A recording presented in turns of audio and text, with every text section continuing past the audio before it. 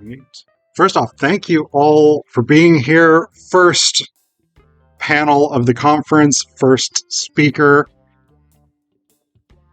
Thank you, Lisa, for chairing. So, my paper is entitled To My State Grew Stranger, Prospero, Divine Right, and Affluenza. Having performed Caliban as an undergrad back in 2008, The Tempest is probably the Shakespeare play I'm most familiar with. I read the play repeatedly while learning my lines, and then heard it over and over in rehearsals, which gave me a tremendous amount of time to think in detail about the vicissitudes of Prospero's island. From that time through to rereading the play to write this presentation, I've always been struck by how little I find to admire in Prospero, the ostensible hero of the play. The happy ending of the play is Prospero restored to his dukedom and his descendants going to rule both Milan and Naples through the marriage between Miranda and Ferdinand. So clearly the play's structure tells us that we're meant to support the wizard. When I was performing Caliban, much of my distaste for Prospero arose from my emerging post-colonial awareness, with the awareness of its cultural critiques of imperialism, racism, and oppression. Now, I only touch on the post-colonial dimension in this presentation, though the larger article version of this will talk much more about post-colonialism. Instead, here I focus on questions about Prospero's rule, whether it fulfills the philosophical principles of early modern kingship, and how contemporary theories about late capitalist psychology, particularly Affluenza, illuminate Prospero's problematic monarchism. Affluenza entails, among other things, an inflated sense of entitlement and of immunity from consequences. And while Affluenza is a specifically late capitalist phenomenon, issues of power and responsibility, or lack thereof, have their parallels in early modern thought, particularly ideas of divine right and noblesse oblige, which are complementary guidelines for good rulership. As we shall see, Prospero's desire for the title and honors of duke without taking responsibility as a ruler reflects a belief in divine right, but an abandonment of noblesse oblige. In other words, a perfect early modern formulation for Affluenza. Now, the most direct... My touchpad does not work well. I apologize if I struggle with that. So the most direct explanation of Prospero's approach to ruling Milan comes in Act 1, Scene 2, in which Prospero tells Miranda the history of how he was expelled from Italy and they came to live on the island. Prospero secreted himself in his library and dedicated his time to the study of magic, neglecting the duties of his position, putting his brother Antonio in charge of the state's actual business. Even in his self-reporting, Prospero is remarkably unfit for the position of duke. As he puts it, and Prospero the prime duke being so reputed in dignity and for the liberal arts without a parallel, those being all my study, the government I cast upon my brother, and to my state grew stranger, being transported and wrapped in secret studies. He is thus a terrible duke who abdicated his responsibilities to the dukedom, but refused to abdicate the crown, desiring the honors and title but declining the work. He even states, "Me, poor man, my library was dukedom large enough." And yet he made no attempt to abdicate the larger dukedom. Prospero condemns Antonio for the coup that replaced him on the throne with no reflection on his own behavior as a ruler. Prospero even acknowledges that Antonio was doing all the work of being duke without the title or honors. Being once perfected how to grant suits, how to deny them, who to advance and who to trash for overtopping, new created the creatures that were mine, I say, or changed them, or else new formed them, having both the key of officer and office, set all hearts in the state to what tune pleased his ear. But wherefore had Antonio both the key of officer and office? He didn't start out by depriving Prospero of anything. Quite the opposite, in fact. Prospero renounced his responsibilities without renouncing his title, meaning that Prospero made Antonio duke in all but name. Having lost his dukedom, but by effectively giving it to his brother, Prospero now seeks to reclaim it by force, by forcing Antonio and his ally, Alonso the King of Naples, to repent ousting him. When he confronts the nobles in Act 5, Scene 1, Prospero tells his brother, "I do forgive thy rankest fault, all of them, and require my dukedom of thee, which perforce I know thou must restore." Having been deposed, and now having power over those who deposed him, Prospero's demand to have his rank restored seems, at first glance, quite reasonable, especially in the context of early modern notions of monarchical fealty. But if we ask whether Prospero has improved as a ruler during his time on the island, whether he has reflected on his shortcomings that paved the way for the coup, and whether he's likely to be a more responsible duke, it's hard to answer in the affirmative. The first indication we get that Prospero has not reflected on his rulerly conduct is his self-description in 1-2, when he tells Miranda about how he had abandoned his responsibilities, but never acknowledges that this might have been fault in his own conduct. Further, Prospero's conduct on the island itself suggests a fundamental unwillingness to invest in being a good ruler. We learn that Prospero and Miranda have been on the island for 12 years, and yet, from textual clues, the island seems as barren and primitive as the day they arrived. Prospero repeatedly refers to the poor cell in which they live, suggesting maybe a cave or other basic accommodation. And he justifies the enslavement of Caliban because he does make our fire, fetch in our wood, and serves in offices that profit us. But why? Why live in a poor cell? Why force a slave to do menial labor? Prospero is a sorcerer so powerful that he's dabbled in the black arts of necromancy, and he commands Ariel, a spirit who can transform into fire. Given these powers, why has he not made improvements to the island? Why demand labor from Caliban rather than simply produce magical fire? Why force Caliban and later Ferdinand to move logs by hand when Prospero and/or Ariel could do it supernaturally? And perhaps the most obvious question, why not produce an enchanted boat to escape from the island? It seems that Prospero chose to spend his time tutoring Miranda, rather than making any improvements to his home, suggesting that as the restored Duke of Milan, he is unlikely to attend to the matters of state that he had previously neglected. Now, throughout his corpus, Shakespeare consistently addresses questions of kingship, depicting both good and bad rulers. Think, for instance, of the Henry IV plays, Henry V, Richard III, or the Scottish play. Likely part of the reason the Bard devoted so much time to this theme is because it was culturally pervasive during the early modern period.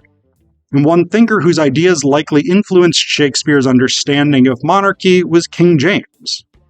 In 1598, while still James VI of Scotland, he wrote Basilicon Doron and the True Law of Free Monarchies, both of which circulated widely, so it's reasonable to assume that Shakespeare would know of them by at least The Tempest's premiere around 1611, about 8 years into James's reign as James I of England.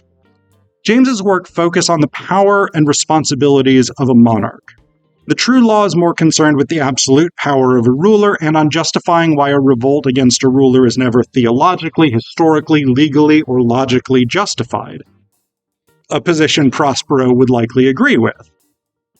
But Basilicon Doron, written as an advice manual for James's son Henry, argues not only for the absolute authority of a ruler, but for the ruler's duty to rule well and justly.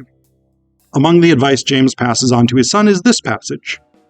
A good king, thinking his highest honor to consist in the due discharge of his calling, employeth all his study and pains to procure and maintain, by the making and execution of good laws, the welfare and peace of his people. And as their natural father and kindly master, thinketh his greatest contentment standeth in their prosperity, and his greatest surety in having their hearts, subjecting his own private affections and appetites to the weal and standing of his subjects, ever thinking the common interest his chiefest particular. In other words, James argues that good rulers will focus their attention on the good of their subjects, suppressing their individual desires and proclivities for the common good. Roughly 2 centuries later, this concept that a ruler or aristocrat has a duty to those beneath them would be conceptualized as noblesse oblige, a version of social contract theory that holds that with social power and privilege comes reciprocal responsibilities owed to those with less authority.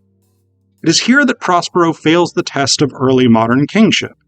By refusing to attend to the business of his dukedom and instead putting his private studies ahead of the needs of his people, Prospero displays rather an attitude that James attributes to a tyrant who will frame the Commonwealth ever to advance his particular.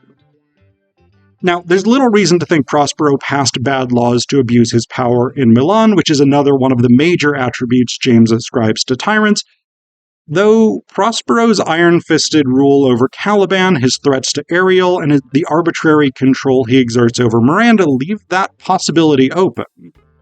What is clear, however, from Prospero's self-reporting and from his conduct on the island is that his approach to rulership consistently and unapologetically utilizes the resources and labor of his domain, whether that be the physical labor of Caliban or the administrative labor of Antonio, to foster Prospero's private intellectual ends. Prospero's selfish devotion to his own studies at the expense of those around him, combined with his unwillingness to give up a dukedom he clearly doesn't value — remember that his library was dukedom enough — reflects aspects of affluenza, a late capitalist psychological phenomenon characterized by selfishness and a transactional interpersonal style. James Oliver, in his book appropriately titled Affluenza, claims that the great majority of people in English-speaking nations now define their lives through earnings, possessions, appearances, and celebrity, and those things are making them miserable because they impede the meeting of our fundamental needs. Now, Prospero does not perfectly reflect the characteristics of affluenza, particularly since he does not seem motivated by money, which is the dominant driving force in late capitalist psychology. But he does demand to simultaneously enjoy his dukedom without the less enjoyable aspects of responsibility. And I use the word enjoy purposefully here, because according to psychoanalytic critic Todd McGowan, the late capitalist worldview is shaped primarily by the injunction to enjoy. He writes, "Rather than demanding that its members give up their individual enjoyment for the sake of the whole, the society of enjoyment commands their enjoyment. Private enjoyment becomes of paramount importance, and the importance of the social order as a whole seems to recede." This enjoyment may take many forms, often aligning with the list of pursuits Oliver ascribes to affluenza: money, power, possessions, celebrity, etc. The key factors driving subjects within the late capitalist society of enjoyment are acquisition and being seen to acquire. Is this not a perfect explanation of Prospero's desire to remain duke while forcing the responsibility onto Antonio, and for his desire to regain the dukedom rather than remaining in seclusion on the island to study at his leisure?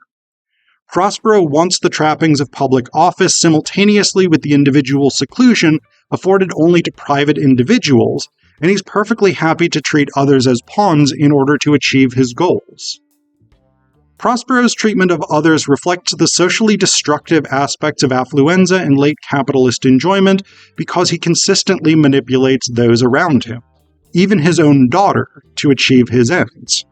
Building from Erich Fromm's work, Oliver argues that affluenza shapes interpersonal relationships through a having lens, in which others are seen as possessions to be judged and assessed based on their external value in terms like financial worth, attractiveness to others, or sexual pliability. What is absent from these relationships is love or affection for the person as such. A person with affluenza cares only to the extent that the other person can provide them with something. This may not be entirely true of Prospero, especially in his relationship with Miranda, because he does seem to have a genuine affection for her. But many of Prospero's actions suggest a transactional interpersonal style.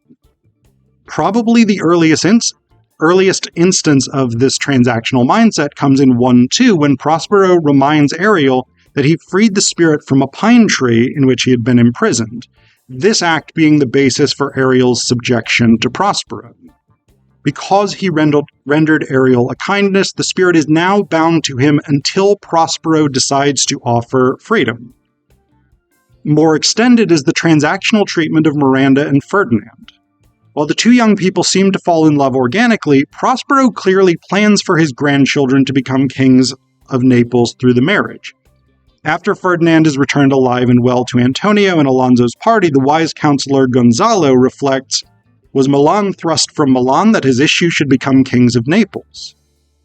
As a born and bred Italian noble, Prospero, without doubt, understands the rules of this succession, and so his attempts to bring Miranda and Ferdinand together would necessarily be informed by his awareness that their children would rule both polities.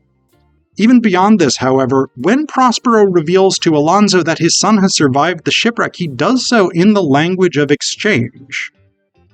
Prospero says, "My dukedom, since you have given me again, I will requite you with as good a thing, at least bring forth a wonder to content ye as much as me my dukedom." In these lines, Prospero first suggests that Ferdinand's life is given in exchange for his dukedom. He requites Antonio with his living son. Then Prospero equates the survival of Alonso's beloved son with the restitution of his dukedom, implying that the two things are of equal value. Now, I'd like to move toward the end of this presentation with a brief discussion of why Prospero's Affluenza-style attitude about political power and others is so problematic, and by extension, why the late capitalist mindset is so antisocial. Fundamentally, the problem is that when everything in the world is conceptualized as something for the subject to enjoy, even when that occurs at the expense of others, then the social order as such falls apart because atomized individuals replace communities that could provide mutual support. As McGowan argues, enjoyment stands as a barrier to good citizenship. While someone is enjoying, she or he is not contributing to the good of the social order. Because of all these inherently antisocial features, enjoyment represents a danger to the very logic upon which every social order constitutes itself. When enjoyment becomes a socially sanctioned end in itself under late capitalism, each subject is enjoined to pursue their own individual pleasure, whatever the cost to others. And when Prospero abandons the ruler's responsibility to rule justly with the interests of his subjects in mind, his embrace of individual enjoyment leads him to abandon the model of good kingship James lays out in Basilicandora. Prospero's choices as duke create enough social instability that Antonio launched a successful coup to replace him, and 2/3 of his subjects on the island, that is, Caliban and Ariel, demand their freedom from his rule. Clearly, despite being the hero of the Tempest, Prospero, as a ruler, leaves much to be desired. Thank you.